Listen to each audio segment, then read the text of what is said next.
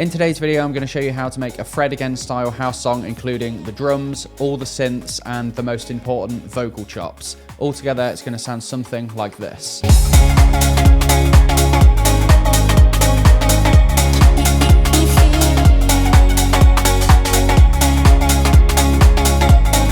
So let's start by looking at the drums. The drums altogether are going to sound something like this.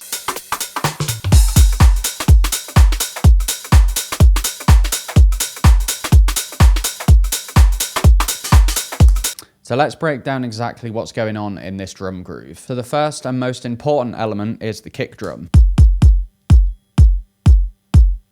So this is a classic house song, so we're just putting the kick drum on every single beat. Apart from when the drop comes in, I've actually added it onto the half note as well. So at the start of the drop, we get...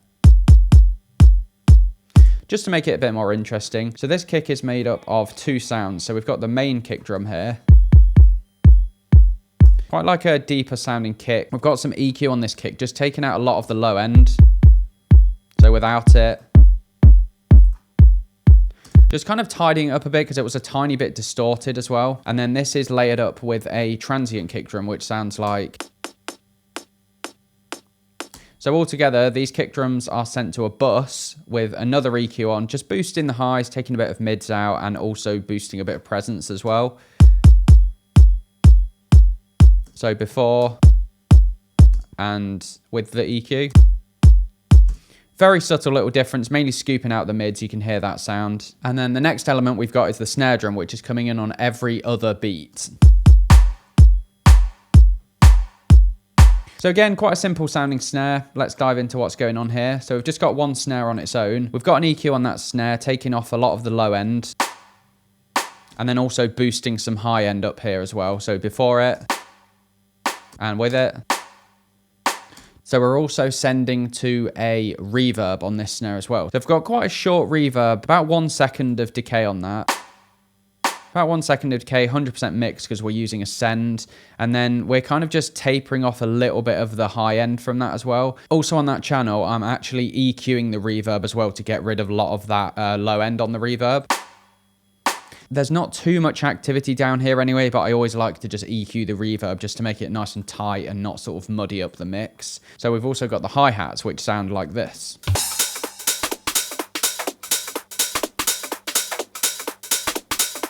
So hi-hats are quite simple, quite groovy. Let's have a look at what's going on. So we've just got a offbeat. I'll play the kick drum as well so you can actually hear what's going on. So then that's layered with another offbeat hi-hat. You know, this one's got a lot more presence to it. We've also got some little shuffles in here as well.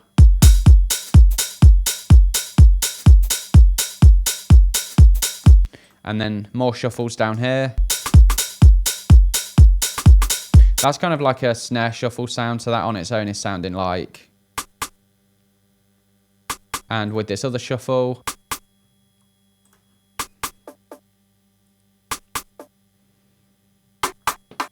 So with the offbeats.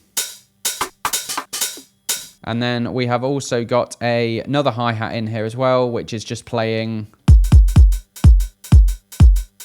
It kind of sounds out of time, but with the rest of the loops that come in. Then we've also got two loops down here, which have also been chopped up as well, which really add to the kind of like groove of the beat.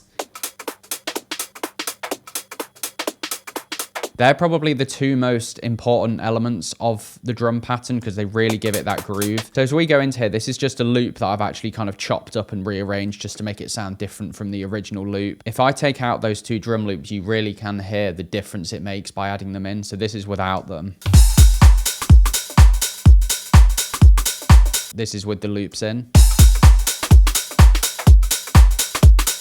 So then we're going to move down to the synths. So this is our main chord sequence.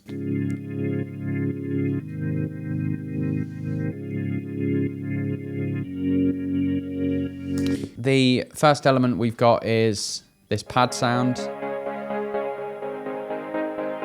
I'm using Shaper Box on here as well to actually just make a kind of like tremolo effect. If I play it without Shaper Box and put it back in, Just to make it more interesting, that's also being layered with this organ sound.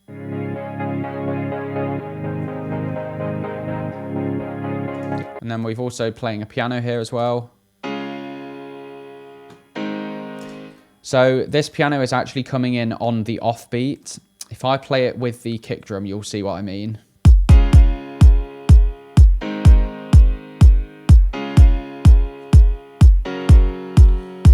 Just to add some more variety and interest to the song. So if I play all those elements together.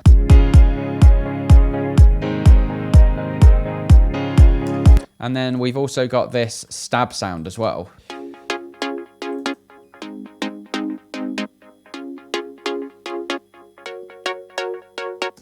Again, that's just kind of like giving some groove to the song. If I play that with the rest of the chords.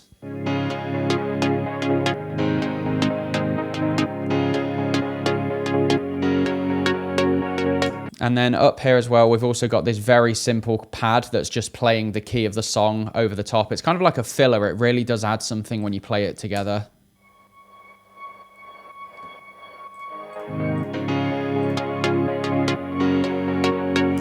So far, all together, it's going to sound like this.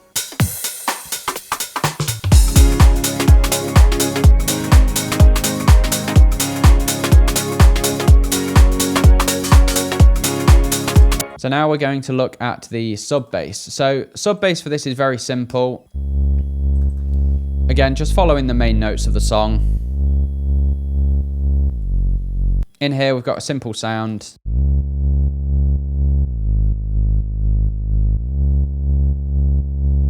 We're just adding in a rounded saw wave just to give some extra harmonics into this. And then as we go further down, we get to the lead section. So lead line in this is quite simple. I'll play it to you on its own.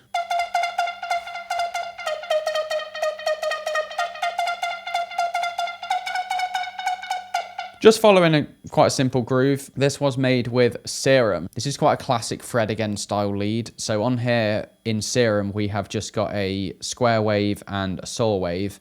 And what we're doing is we're actually modulating the filter to open and close based on an envelope. So this envelope here,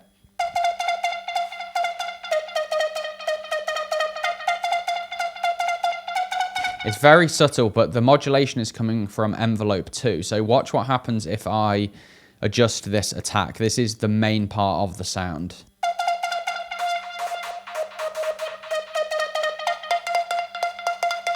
If I bring the attack all the way down, it's way too plucky, so I've actually loosened that off a bit. So very, very subtly, the filter isn't fully open when the sound first hits. It takes a few milliseconds for that to happen, which really does make the sound more interesting and much more Fred again sounding. So far we've covered the drums, a lot of the synths, the lead line and the sub bass. So altogether it's going to sound something like this so far.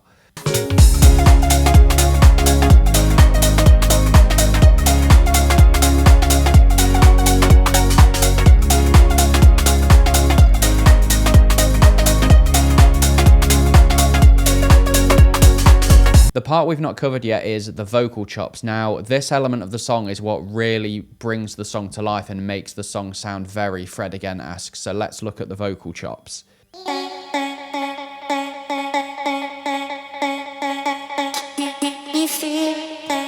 So what's happening here is I've actually made a little groove from this little vocal sample that I actually recorded. So what I'm going to do is just show you what that original recording sounded like. Can you feel it? So just a little vocal sample that I recorded. Now on here we have got some effects. So the main sound is coming from Little Altar Boy. So what I'm actually doing with this sample is pitching it up slightly and also adjusting the formant. So now we get something that sounds like this. Can you feel it? So you can already hear it's kind of sounding like those vocal chops. And then we've also got a few effects on here as well. So we've got some EQ, boosting up a lot of the high end. Can you feel it? And then also some quite harsh de-essing happening there as well. We've got a long delay on here, 1/8. And we've also got a LFO tool, which is kind of acting as a side chain. Can you feel it? So we're kind of like ducking down every time the kick hits. So I've taken one part of this vocal, so this is this part.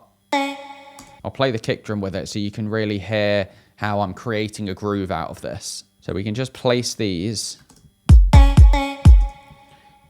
So this is exactly where I put them for the final track, but we can always just move these around, you know.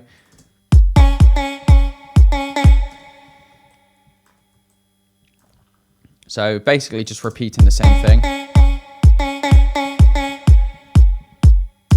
And then as we get further on, what I've done here is this is the final version. So as we go further on, we're just going to take some other elements from this sample. So we're going to just drag. You can be kind of quite laid back about this. You don't have to be that precise. It kind of adds to like the organic sound of the song, in my opinion. So we've got this little line here.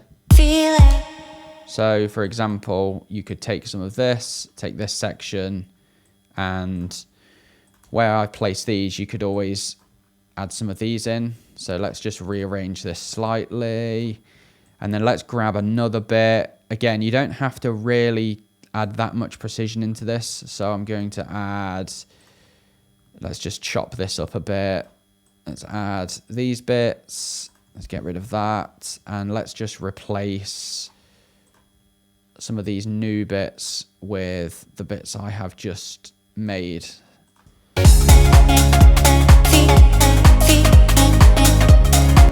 You know, just experimenting. I prefer the version that I actually made because I spent a lot of time doing that little groove. That's pretty much the drop of the song. It is quite simple. There's not too many elements in there. I haven't overcomplicated it. So let's just have another final listen to the song with a little bit of the intro building up to it.